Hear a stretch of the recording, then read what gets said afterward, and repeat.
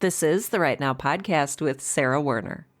Episode 124, Beautifully Broken with Sean Howard.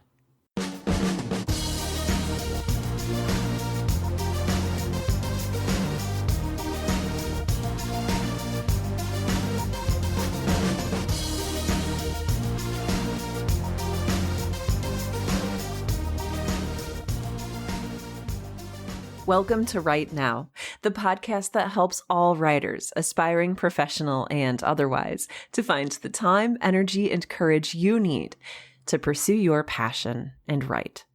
I'm your host, Sarah Werner, and I have another interview ready for you today, and I'm really excited to share it with you. So first, to answer a question that I've had from a lot of listeners, no, the Right Now podcast is not permanently becoming an interview show. Because I like to be 1,000,000% honest with you, I'm going to tell you that every time I've sat down to record I don't know if I call them monologue episodes of Right Now, but every time I have sat down to record an episode of Right Now in the more traditional way, just me and the microphone, I go through my list of topics and I just get into this awful panicked place. And I'm going through my list of topics and all I can think is, I'm not qualified to talk about this, or I'm not good enough to talk about this, or I have no idea what I would say about this topic. I don't have enough experience, or I'm not smart enough. And to be honest, which is what I'm going to be in this episode, I think a lot of this is coming with some depression and anxiety that I've really been feeling lately. I've wrestled with anxiety and depression for pretty much my entire life. And in, I want to say 2015 or 2016, I finally went to a doctor and talked about it and have been on antidepressants and anti-anxiety medication for about the last probably 5 or 6 years. The medication hasn't made my anxiety and depression go away. That's not really how it works. What it does is just make sure that things are a little more smoothed out, so the lows aren't as low as they have been. But I have no idea why. For the past 2 or 3 weeks, it's been bad again. And I've been on the same dose of medication, and it's been really, really, really, really hard to function every day, to feel excited about my work, to feel good about this beautiful life that I have. And the funny thing is, I am fully intellectually aware that I have a really beautiful and wonderful life. But when the depression and anxiety get their knobbled little fingers digging through my brain, it can be really hard to see or remember that. And maybe this is something that you've dealt with as well. Maybe this is something that you've never felt. Maybe you're struggling with something else entirely. But lately, I have just felt so deeply exhausted and inadequate and not enough. I hope it's okay that I'm talking to you about this. But I think it's important that I tell you the truth and that you know that even people like me who from the outside are very bubbly and positive, sometimes we just can't muster the inertia, the motivation, the wherewithal to get out of bed or to take a shower. My partner, Tim, has been so kind and caring and generous lately and will very gently remind me sometimes that, hey, Sarah, it's been a couple days. Maybe you should go take a shower and take care of yourself. You'll feel better. I had the distinct pleasure and honor recently of being able to speak with one of my literary heroes, Anne Lamott, who you may know as the author of Bird by Bird, one of the very first books that I read on writing. And in our conversation, which was recorded, so hopefully I'll be able to share that with you soon, Anne talks about the importance of what she called a beloved community. And Tim is part of that community. And I also have a close-knit group of friends who are mostly also writers. And this beloved community is often the thing that keeps us going, that reaches out, that helps us understand who we are and where we are and heals us. So I get to hang out with these beautiful individuals, well, some of these beautiful individuals, every Friday afternoon. Well, and I get to hang out with Tim all the time, which is great. But last week we met and I was like, I'm just drowning. And all I can think about is how useless I am and how I'm not qualified to teach anyone anything. Yes, even though I absolutely just had an episode of the Right Now podcast about trusting yourself. These things come and go in waves. And just because we learn something, I think, doesn't mean that we live it forever after. Doubt creeps in, and anxiety creeps in, and depression creeps in, and other things creep in and steal away that confidence of the new learning that we just discovered. So I just allowed myself to be completely and radically honest, and I admitted to my writing group that I was behind in recording Right Now episodes, that I had nothing I thought of value to say or to share. And one of the members of my group, Sean Howard, was like, you know what? We're going to jump on a call right now and record a conversation. And that's going to be your next Right Now podcast episode. And of course, my first gut reaction was resistance. And I was like, oh no, Sean, don't waste your time. Don't worry about it. I'll be okay. I'll think of something to talk about. And Sean was like, no, let's do this. You ready?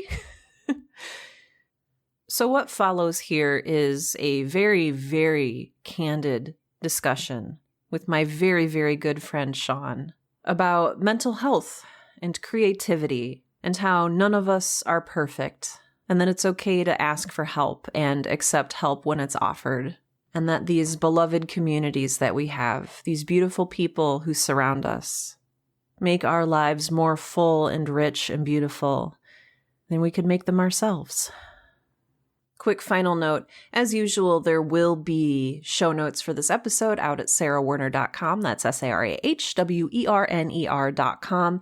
I invite you to leave your thoughts, your comments in the, comments section for this episode. I would love to hear if you're comfortable sharing. I would love to hear about your own experience with mental health as a creator and just how you're doing. Because I think that we have a beloved community of our own. So, okay, without further ado, here is my conversation with Sean Howard, Beautifully Broken. Why do we believe why do consciously we know we're not broken, and yet we're so quick to believe we are? Wow. I wonder if it is partially the way that we've been socialized, the way that we've been brought up. Like, okay, so here goes Sarah on a rant, but we're the way that societies work is, something's wrong if something's different, right? Like, I feel like we internalize that. And so, from a really tribal sort of way of looking at things, if something sticks out, it's a problem that needs to be fixed. It's not necessarily something that we should honor and venerate, even though often it is. And I think that growing up in systems that are maybe a little bit stricter than they maybe could be, such as, I grew up in the public school system. I grew up in the church. I grew up in these places where there's very hard-coded ways to act and think and exist. And if you think and act and exist outside of a lot of those rules, then you're the problem. Right. There's no room or recognition for neuroatypical. Yes, exactly. Or any difference, whether it's sexual or behavioral or mental. Yeah, exactly. Or identity driven. Yeah. Yeah, exactly. And I think that we're very slowly as a society getting better at loving people and respecting differences, and even just acknowledging that different does not mean broken or bad. It just means different. And I don't know, but I think we've internalized so much of that, and we've also really venerated this idea of what it means to be typical or normal.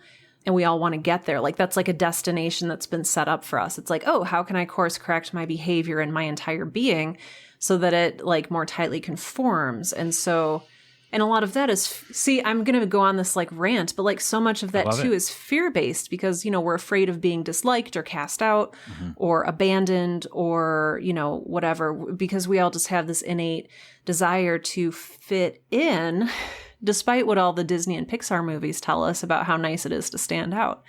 So those are some of my thoughts just right off the bat. Oof. Yeah. How do we, how do we not smooth out our own bumps? Like, how do we venerate our own differences? Like, in a world where we're constantly comparing ourselves to people who appear to have their bumps smoothed out. Mm-hmm. Or other creators who seem to have made peace with their bumps and are actually using them in a way that's like beneficial to their art. So that's interesting. Maybe that's, but okay, so I could see a positive side of that, right? Like looking at another creator and saying, they've talked about having the same issues I have and look at what they're doing. But I feel like there's a dark side even to that comparison still, where I look at them and I say they feel the same as me. They've written all those things, but clearly they're better at it than I am. Like, once again, it's like, it's really easy to see ourselves as somehow broken or not good enough. Oh, I have another idea.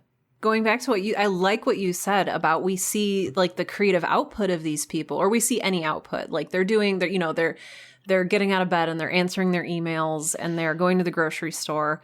What we see is, and it's sort of like another version of like the social media effect, right? Where we curate what parts of our lives other people see and compare themselves to. So like, right.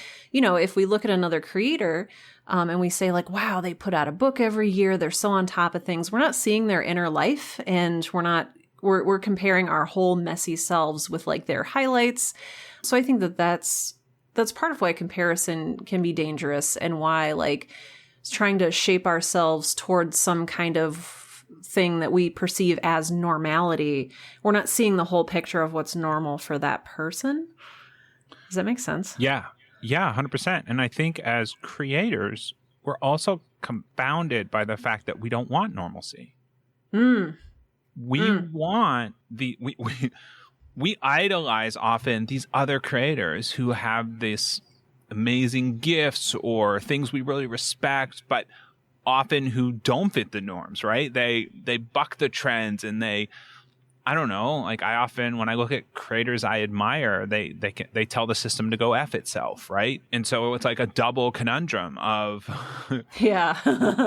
like I'm specifically picking those people who have these intense edges and then trying to compare myself to them, right? I don't know. It's interesting when you bring it up. I was trying to say, like, how often do I stop and compare myself to, and there's nothing wrong with this, but 2.5 children, whatever their sexuality, have a house, both working in corporate America, got the retirement, have everything sort of settled, and I don't compare myself because I don't want any of that. Well, some financial security would be nice, but right? But I don't want those things. And you know what? It for me, it took me a long time to realize that I didn't want those things. And I think I'm even still realizing that. You know, I left the 8-to-5 workspace, but like part of me still wanted to be a part of it because it felt normal and it felt like belonging and it felt structured. I actually just finished doing this journaling series with Jen Carrington, who's a coach in the UK, and she talks about like opting out. We get to opt out of certain aspects of what we consider to be a normal lifestyle. And like that just kind of blew my mind, because it's like, oh, it's okay if I don't want, to buy a house. It's okay if I don't want kids. It's okay if at this time I'm not interested in making more money, or, like what it's, and it's just, yeah. But it takes so long to like distill out what you actually want versus what you've been told that you want, and what you've been told that you should be, and what you've been told that you can't be, or you never can or never will be. 100%. Getting the diagnosis of being neuroatypical, which is very recent for me, was very freeing. Right? Tell me more. Tell me more. I mean, it happened to me after the age 50. but it was suddenly like, I don't know. It's just, it was, I mean, a label is a label, but to have somebody else validate, oh no, I see that, and you're not alone. And you can get help with some of the things that you want to fix or improve is mind altering, right? When I feel like suddenly I'm comparing the rest of my long life to date as just a hamster spinning in a wheel, forever fighting these things I didn't understand were there, right? As limitations or things I have to compensate for or overcome or whatever. And all right, this is crazy. I haven't thought this through. Okay. Just go for it. What if we just embrace that we're broken? What's wrong with owning this fact? What's wrong with saying, I don't want to be norm? I don't want those things that everybody, has in different cultures have different pressures, right? For, I guess, what is the norm or what it is you're supposed to do. But what if I could just shout to the world, I'm broken and I love it. Like, it's okay. And, because otherwise, if feeling broken is something that I don't own, I'm constantly susceptible to being sold the next fix for whatever it is I'm feeling versus F it. Like, I'm broken and I'm beautiful, and it doesn't mean that I am not amazing. It does not mean that I cannot get help or do things, but it does mean you don't have power on me anymore to say, and I'm talking to my other voice, right? Like, that other voice in me no longer has power on me to say, well, you have to do X. And I'm like, no, I don't fit that mold. Oh. I don't know. Oh, I love that. And I'm thinking, sorry, it's going to take me a second to like mentally digest this. That's so, because there's such an interesting gulf between wanting to say, I'm not broken, I am whole as I am, but also saying, I am whole as a broken person, right? Yes. Like, this whole idea, what I love about what you talked about earlier is we are actively trying to smooth out our own bumps to fit, to belong, to be like others, to be socially acceptable, versus saying, I am not smooth, right? I break that mold and it's okay. And I think we all, in essence, we're all broken. Yeah. In many different ways. Like, we're having a conversation about like being neurotypical, but like, it's just, we are told we're broken in so many ways, or that there's something wrong with us, or one of the things that my dark career in marketing and advertising sort of taught me was that the easiest thing to do is to prey on people's deepest fears about themselves. It's not a good thing. No, that's how deodorant was invented. Yeah. Did you know that? So many things. There wasn't a need for deodorant until all these marketing executives invented deodorant and then invented the need. They invented the fear that like, oh, people are going to think you smell bad if you don't wear deodorant. Oh, good. There's a motorcycle. Awesome. Good. That's really good. I like that outside. Yeah. So marketing executives said like, hey, you smell bad and everybody's going to shame you and laugh at you. And people are like, oh, I better start buying deodorant. And like now it's completely normalized deodorant. Right. That's and Yeah, that's like the story. I don't know. I've always wanted to research just how true it is, but there's the story. It's been in podcasts and documentaries about how mental illness was introduced into Japan by pharmaceutical companies. It was the same thing, right? There wasn't necessarily a word or it was dealt with in a different way. And suddenly it was this, anyways, similar thing, right? Yeah. So when we have a part of ourselves that we are ashamed of, we are in essence, there's a risk that we can very easily give power to someone else or outside forces or social influence or social pressure or right. That makes me think that, when you talk about things that we're ashamed of, are we ashamed of them because they're things that society have told us about ourselves that are broken, but are actually maybe not broken? It's funny. If you had asked me that a month ago, Sarah, I would have told you that that's 100% I think the case, right? Tell me more.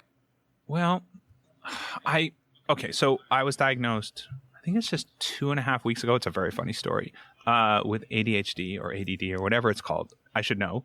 But I was so excited in the moment. Like, it was strange. Like, I was dreading it, but also then so relieved. But prior to that, I would have agreed. I would have been like, it's just social pressures, whatever. But I do have some intrinsic challenges that I have faced my entire life. And it just, they seem so ridiculously small. And to tell anyone about them, right? I was like, well, it's not depression. It's not this. It's not life threatening. But it really impacted the quality of my life, the way I couldn't hold jobs. Like, so many things now, I'm just like flowing down and being like, oh, that was this maybe. And so it's like, that's, I think, the hard part when we look at a part of ourselves and we know something's not right. And there's something maybe real there too. Yeah. But then, like, how do you own that? How do you go, oh, sorry, let me put it into words better. Yeah. The moment of recognizing a problem, a series of problems that I had, and again, it's just with a diagnosis and you know, those labels change and diagnoses change over the years, but was a moment of freedom, right?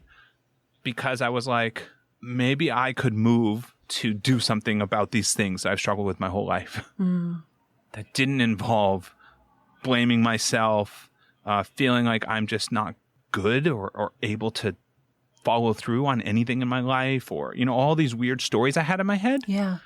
But it was also this really empowering moment of realizing I'm okay with that. Do you know what I mean? I am. I like, if I can jump in, please. like what I'm hearing is, you know, we talk about once we have a name for something, once we have a label for something, that allows us to not only understand that we're not, quote unquote, broken in some not able to understand way. We're quote unquote broken or different in a way that other people are. So like you said earlier in our conversation, you know, you're not alone, but you also have this label now, and those words, even having a word. And it's reminding me of that New York Times article about languishing. Once you have a name for something, you're like, oh, this awful, desperate thing that I'm feeling. Oh, it's languishing. Or as Austin Kleon says, oh, it's dormancy. Oh, okay. Now that I have a label for it, I can understand that there are paths. These paths are open to me, like mentally, and I can travel down this path and decide if I want to treat it this way, or I can treat it this way. It becomes understood. It becomes, I don't know, it becomes something that we are able to process in a different way, I think, just because we have a word for it, which blows my mind. Because, you know, there's good and bad aspects to labeling. Like, I don't want to be labeled as something because I feel like that puts me into a box. But also there's great comfort in being put into a box, because you're like, oh, I'm in this box with some other people who are experiencing the same thing that I'm experiencing, and we're all in this together. And when you look at us and you don't compare people outside of the box to the people inside of the box, we all feel normal and whole, because we're not comparing ourselves to something that we either have more of or less of than people outside of this box, of this label. Yeah. No, it's 100%. And I think it's hard to embrace our brokenness and own it in a way that's uplifting if we don't see a path to functioning. So I think my answer, if we'd have chatted about this a month ago, it would have been very different. Tell me more about that, like how your mindset has changed. So a month ago, I lived in coping, right? I have many, many years of my creative life with insane levels and strategies of coping, most of which feel now like superstition. Oh, well, you can't, like, don't judge yourself, you know, like, don't. No. Okay. Yeah, I won't. Okay. But they do. They like, so many of the things I would try to help myself are not that different from a black cat crossing the street. Oh, go do this thing. Right. Like, I'd be like, oh, well, here's one of them. I haven't worried today. I have to go check all my to-do lists. Wow. Right. Wow. Like, yes. Right. So there's all these things that are they're not tied to a an actual trigger that makes sense, right? They're an atypical response to a trigger, meaning there is no trigger that is triggering them. They're just like, oh, I haven't had an ex, so I should not worry. Or there's so many, like my whole life, because I spent so many years trying to figure out why other people could sit down here's the thing. I could not book meetings. I couldn't do it. It would take a Herculean effort for me to book a meeting. So I'd be so proud when I would book a hang for our patrons. And then 9 months later, I'd be like, oh, I need to, like, I have it in my calendar every first of the month. Book a hang. It's just book a hang with patrons. Like, play a game. Do whatever. I could not book meetings. And so then I was like, I would try and get other people, right, to book the meeting. But anything attached to meeting, I couldn't do. So I couldn't even remind other people to book the meeting. There was this weird cascade thing that I didn't understand. So I had all these strategies and things that I think would make it really hard to own. Do you know what I mean? Like to say to the world, I can't sit down and work on a project. I can't book a meeting. Like to try and own those, I would feel, it just felt so defeated. I felt so defeated to say those words, to admit that. Yeah. Can I say, like, so we've been talking about being neuroatypical. So I was diagnosed several years ago with depression and anxiety, and I'm medicated for it now, and I have been for the past 5 years. But having to admit to somebody that you literally could not get out of bed, or that I haven't been able to shower in 4 days, it's just like, I can't say that to anyone. Yeah. Like, I'm supposed to be a young professional, right? I'm like a marketing strategist. I can't tell people I'm struggling with not being in bed 24 hours a day, right? Because, I know. Insert judgment here. So yeah, it's and I think that can be applied to so many things that we struggle with. Yeah. I hope I didn't just derail your train of thought, but I just wanted to. You are dead in the center of this. And it's so hard, right? To not want to be like, oh, well, my thing's not as, whatever. But this, right. Okay, so we talk a lot about, you and I have talked a lot about, and we talk a lot in our industry, and I've heard you talk about on this show and others, that you have other shows, in case you're wondering. Yeah. So I've heard this idea of having a writing group, having a creative group that you get together with. But what's starting to emerge for me is having a group of other people who are, not necessarily have the same diagnosis as you, but other people who are atypical, who can surround yourselves with and say and see and hold each other up, right? Those safe spaces where you can say, I got a diagnosis. I recently told our group that we're in, I got a diagnosis, and everyone was just so supportive and wonderful. Yeah. And that's so important, because I think that's a step towards saying, hey, I am this beautiful shard of glass with all these edges, right? And I don't need to be smooth, but that's so much easier to do, like I was saying earlier, if we found help, if we found the thing that can help us. Yeah. Yes. What was the thing that helped you? And if we're getting off track, we can table that until you're done. This is 100% it, because what we started today with, we're so down the rabbit hole, but what we started today was this idea of how easy it is for us to believe in that next productivity hack. Yes. Continue. And this is it. This is what you just mentioned is it. If we aren't able to find that help, right, or to find that space where we can be like, I am beautiful in this way, and I am broken, and it's beautiful, and I can own it, then instead we can come from this place I talked about with marketers can take advantage of, which is this shame or this hidden secret, right? You talked earlier about how from the outside, the people we idolize show us the best of themselves, right? Even though they try to be whatever. They try to be like authentic, but it's like safe authentic. It's an authenticity. Right. They're like, I spilled my oatmeal this morning, and you're like, oh, that's so authentic. I spilled my oatmeal. And what they're not telling you is I broke down and cried in the shower, and then I bit my nails until they bled. Like that's the stuff they're not telling us. Like they're real 100%. Weird, Yeah. And we're not doing it either. Yep. Right? I'm not either. I assume, yeah. So because it was the thing I couldn't say. I was so ashamed and when I had, so what mine would get to at the extreme would be 3 days where I had to retreat from all contact and hide in the basement. And I would have to come up with reasons why I'm canceling meetings. And during those times, what's funny is because I was sitting there for so long, I would post on social.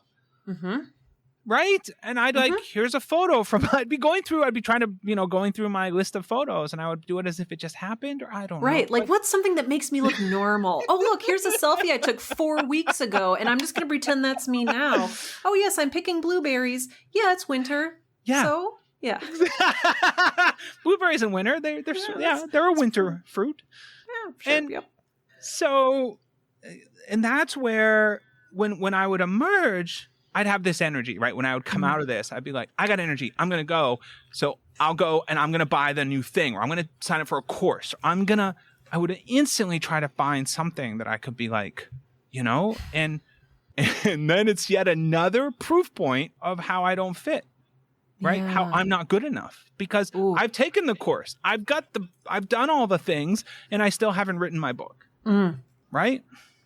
I want to look at what's the relationship between, like you said, I'm not good enough. And the word enough, we talk about that a lot, because not being enough, not being whole. What's the relationship between being enough and being broken? And or is there a difference? Are we talking about synonyms? I love it. I want to take back broken now. It was funny because people don't realize Sarah and I had this lovely conversation on Twitter about telling each other we're not broken. And I want to now be like, I am broken and I'm beautiful. And, I want to call it back. I want to be like, I am not normal. I've never wanted normal. Neither of us, I think, have ever wanted. Well, there were times, I think, when both of us probably did. I think we wanted the normalcy of normal. Like, I didn't actually want to be normal, but I wanted to appear normal. Right. I wanted to be able to fit in. I was like a chameleon. I could go in and do the thing and then come out and be like, ah! Right. And from the outside, you're really good at that. Yeah. I see you at cons, I see you out and about, and you're just like, fun and charming, and just like, wow, there goes Sean. What a great guy, Cons are hell for me. They're, Me too. I have to I go through like this healing phase after I go to a conference or a convention. And you said earlier, like talking about being in the basement for 3 days, like, Same. I've worked building up to a con. I find I have to like start pulling back, and I have to be very careful who I get around, right? I have to be only around safe people that don't pull energy out of me, because I'm trying to build up the battery so that I could then survive over 3 days, right? Safe people. I love that term. Yeah. And that's exactly what you were talking about earlier, about that community that you can trust, like having a safe community. And everyone's different. I think there are people who get energy from being out in certain groups or situations, and then there's people like me and probably you, it sounds like, who we give off energy in those situations and we deplete our batteries. And it's funny. I don't mind doing that when I'm with someone in deep one-on-one, but I find that doesn't deplete my battery. Very same. So whichever person you are, I think it's recognizing, how do you manage that, right? So that you have energy when you need energy. And I think that having that group of people around you that does give you energy, where you feel like this gives me back something, is so important. And I urge everyone to find a safe place to be able to shout that you're not normal, and to have everyone just be like cool and smile and be like, yeah, and even celebrate you. Yeah. Because maybe we only have 1 day out of a week where we can get work done. Maybe we can't book a meeting if our life depends on it, or get any tasks done that we're supposed to do and only work on other things. Like whatever our dilemma is around creating, there's something in having confidence and saying, that's okay, that's enough. Yeah. Despite what everyone or everything around you is telling you. And seems to be telling you, right?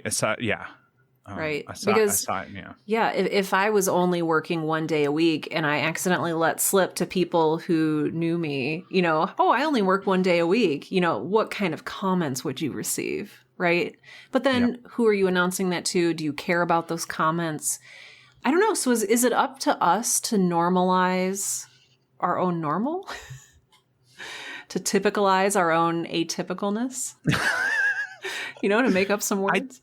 I think it is, but I think we need that space to do it. And maybe it's possible to do it through meditation, but I have forever failed. And now I'm realizing habits are a problem with the diagnosis I have. So my whole life I've had trouble making habits. And it's another thing I thought, oh, I can't get up and write every morning, so I'm not as good as list of authors here, right? Or list of creators. I just want to like go back into the past and tell past Sean and anybody else who's listening who identifies with this, you are wonderful just as you are. You are beautiful, you are meaningful, you are worthy, you are worthwhile, you are all of these good and beautiful things. And, you know, we've all been on this track for so long where our self-worth, I don't think really comes from ourselves. I think it comes from what gets projected onto us. And it's part of the good and bad nature of us being able to label other people and have those labels stick. Yeah. And I wonder if I had been able to come to terms with the fact that I was broken in some way, but in a beautiful, right? We're all broken way. Would it have been a little easier for me to have found help? I don't know. Right? Tell me a little bit about that. Like, what finally spurred you to look for help, and how can people listening decide, oh, is it time for me to look for help? That's hard because we have so many defenses that we use to, right, not acknowledge or, right, like, I don't think I'm alone in saying I avoid the doctor and the dentist with every fiber of my being. I think this is a common, right, it's a common thing we all face, I think, as humans is, you know, if we're spending, like you talked about, if we're spending our life comparing ourselves constantly, then the last thing we want to do is acknowledge that we have a problem. Like that the last thing we want to do is get proof that all those fears are right, that we aren't good enough to be whatever, even though that can free us up in so many ways to move towards the work we want to do. So I was just always afraid. I think this year of COVID, from my understanding, from talking to my doctor, has just caused a massive influx of people looking for adult ADHD diagnosis and other diagnoses, I'm sure. So it was a friend who is a very good friend and just she would not give up on me. She would send me videos. She was constantly on me. And the problem with me is I call myself a reverse polarity responder. You know, I was told, Sean, you're like, growing up in high school, my dad was like, Sean, I don't care what you do, but you are going to college. I didn't apply to colleges, right? Like I fight. And so I was setting my heels in, but then one of our group in our circle, our writing circle, creating circle, told the story of being diagnosed. And I had so many questions like, are you not creative anymore? Are you all these things, right, that I've been told? So it was this, I think it was just my social network. I started to see people getting diagnosed as adults. And then I was sort of on the fence. I'm like, am I gonna, maybe I'll book an appointment. And then my partner, Eli, booked an appointment ahead of me. I this whole time I was learning, I was like, hey, I think you have this too. And he'd be like, no. And I'd be like, how about this? And you have that. And I have this. And I'd be finding facts online. And then he went and booked the appointment before me. And so I'm very competitive. So I was like, no, I gotta get anyway. He beat me to it. So, I love that so much. Yeah. I love that so much. So now we know how to motivate you. It's with competition. It's true. I hate to admit it. But like, if anyone out there is saying, you know, if you're struggling to do things that other people think is easy, I don't know how to put this. Okay, here, I'll put it this way. Even now, I've spent my whole life believing that there's no such thing as people who can sit down with a to-do list they made the night before and do it. I'm like, nope, doesn't exist. No, you're lying. No, it's a dream. You're just writing your book or whatever to get people to pay you money. And I bought it and I'm reading it, right? I didn't. There's a book, Deep Work. Love it. Yep. I love it. Yep. Yeah. I have it right here next to me. Right. Deep Work is designed for very intense projects. I was using, this is a bit of a joke, but I was using Deep Work in order to make sure I made dinner. Like, I was using Deep Work for everything. I was like, if I live this like a robot, maybe this will work. Right. So if I was overcompensating for my inability to sit down and do work, one time a client, when I was working in the agency world, was one of these big finance firms with floor after floor of cubicles. They're literally just, that you say sea of cubicles, it's a sea of cubicles. And I literally wasn't allowed to go to the client anymore. I got removed from the account because I would go, we would have to come in through the elevator and they had to meet you because of security. And they would lead you through and I would do the same thing every time. Not because I was trying to be a jerk. I was like, what did they do? And what did they do? And I would just go past each person and they'd start, but they go, oh, they're an actuary that does blah, blah, blah. And I'm like, what about them? And they'd be like, well, they're also an actuary that does whatever. And I'm like, what about them? And like, there was just hundreds, thousands of these people just sitting at a computer, typing and doing their checklists, right? Like of monotonous work. And I thought, literally, I didn't believe they were real. I was like, these cannot be real humans. It's not just because possible. this was so like foreign to your own experience. Alien to me, right? Yeah. I could not sit down and do a monotonous task every day at a certain time and then finish a checklist and go, okay, we'll pick up there tomorrow and go home and let's, woo, feel good. But I literally could not have done it, right? Like, because it was not possible for me to even do that work. Yes. Not to say even now I'd want to, but you know what I mean? Like that disconnect between what I knew some people could do in the world, because they're clearly doing it, and what I thought was possible for a human to do, it's hard to like put into words. But if you're out there listening and you're like, wow, yeah, I really just can't do certain tasks, and you're feeling like that's a sign, right? It's a sign that maybe it's worth getting a diagnosis or whatever. Yeah. Yeah, or any other issue. But yeah, for me, I just kept thinking I need a different, I just thought I needed more motivation. Ugh. Right? Wow. Or more willpower. Effort, more willpower. Thank you. More willpower. Or I'm so like, I just can't commit. Mm-hmm. Even though I'm in a relationship for 20 some odd years. Yeah, no, I can't commit. Mm-hmm. Yeah. And there's, oh my gosh. Oh, because you feel broken, right? And it's like broken in a bad way. And we are broken. In a shameful way. Yes. Thank you. Thank you. Yes. That's what I'm looking for. And it's like, this is how I am. And you can view it as broken. You can view it as whole, but it's who I am and what I am.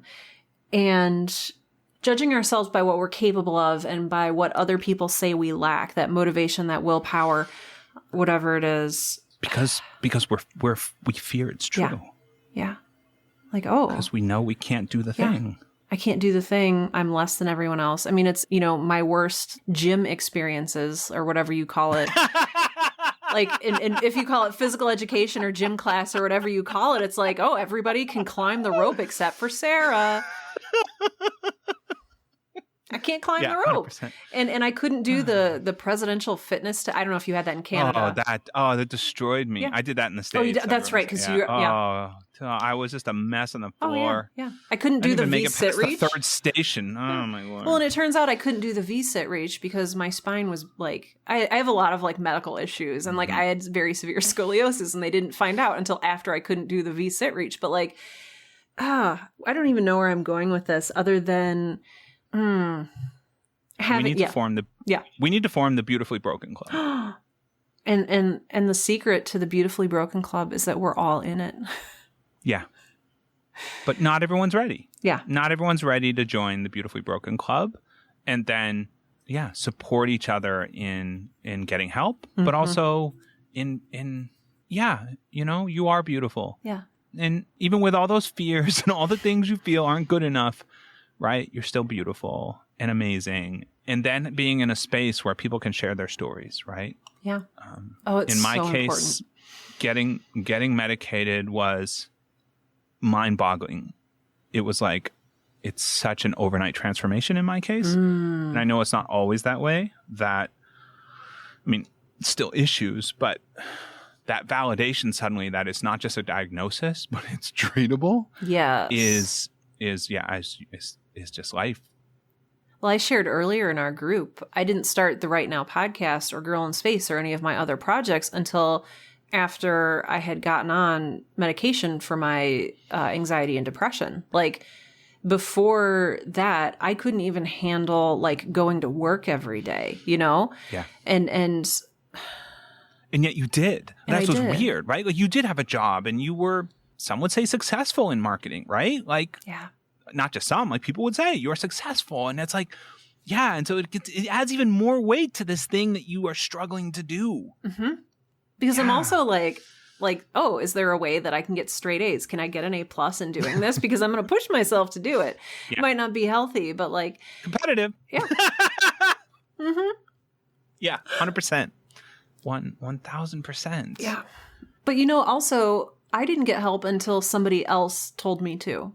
And I think this is really what's important about communities and safe spaces and finding people who you can relate to and who care about you, like genuinely care about you. Long story short, my boss noticed that I was not okay with a capital N and a capital O and took me out for beers and said, hey, I think that you should, see someone, and there's no shame in it. A lot of people in the office are on medication, and if you are too, it's okay. But just maybe go talk to somebody. You'll feel a lot better. And it was just that really loving sense of being reached out to that just. So if you're listening to this and you're having feelings that you're not okay, please let us tell you. If there's no one in your life that's telling you, hey, I want you to take care of yourself and maybe see a doctor or see someone, let us tell you right now, please take care of yourself and maybe go see someone, make an appointment. Talk to a therapist. And welcome. Yes. Welcome to our Beautifully Broken Club. Welcome to the Beautifully Broken Club. You're one of us. And we're really, really happy to have you and to host you and to hold space for you here with us. So that's amazing. I think that's an end. I think it is too. Wow. Sean, thank you for being here. I want people to know how amazing you are. We didn't do a big intro, and so I want to do an outro here that says, hey, I'm talking today with Sean Howard, who is one of my dearest friends and a creator and just such an amazing person. Can you tell us where people can find you and if they want to consume / download everything you've ever made? How can they do that? Well, the first thing they need to do is go and download all of Girl in Space. That's what they need to do. Sean. And then when you're done with that, come back to this episode that you've forgotten about, and you can go to Fable and Folly and find all of our shows at fableandfolly.com. It's always a joy. Sarah, you are one of my dearest friends, and this was a challenging day, and it's like this new, now that I have this, we talked about this earlier, I could not book meetings. Mm-hmm. And so I was really proud of myself when I reached out and said, hey, I saw in the chat you're having a tough day, Sarah. You did. I'm just now putting together that you did the thing. I reached out and I said, I know you're having a tough day. What if rather than write this thing, what if we just did a call and transcribed it or whatever? And then I talked about times, and that was a big deal for me. And it was relatively easy to do. I mean, A, because talking to you is so fun, but then B, because of what's happened since my diagnosis and the medication. Yeah, I could not have, that would have been very difficult for me before. Living proof. I love it. And I freaking love you. Oh my gosh, I'm so excited for you. I'm so excited for you. And please keep taking care of yourself. You too. And those of you who are listening, keep taking care of yourselves.